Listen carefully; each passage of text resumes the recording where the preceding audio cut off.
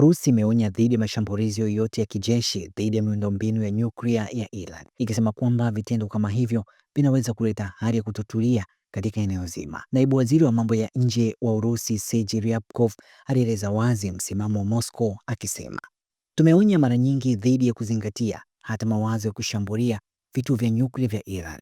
Vitendo kama hivyo vitaathiri kwa hali mbaya. Onyo hili linakuja wakati ambapo hali ya mvutano kati ya Mashariki ya Kati inaongezeka kufuatia tukio la Oktoba mosi, ambapo Iran ilifanya shambulizi kubwa la makombora dhidi ya Israel. Tehran ilidai kuwa ilikuwa ikijibu mauaji ya viongozi muhimu walioungana na Hamas, Hezbollah na jeshi lake la mapinduzi. Kwa upande mwingine, Israel imeonyesha kuwa ina mpango wa kuchukua hatua za kijeshi dhidi ya Iran, ikiwemo kushambulia vituo vyake vya nyuklia. Marekani pia imeingilia kati, ikiripotiwa kuwa imewashauri wa Israel kutoshambulia vituo vya nyuklia au vya nishati vya Iran.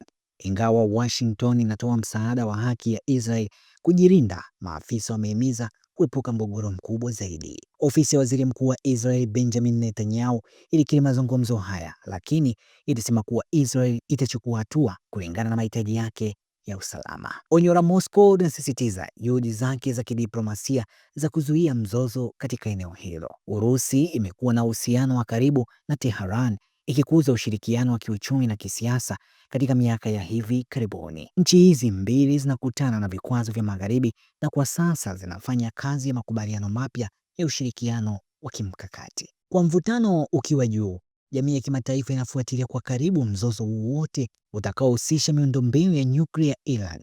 Unaweza kuwa na matokeo makubwa, hivyo kufanya diplomasia na kupunguza mivutano kwa muhimu katika wiki zijazo. Hii ni ripoti ya Media Express na mimi ni Joseph Mwanaisangura.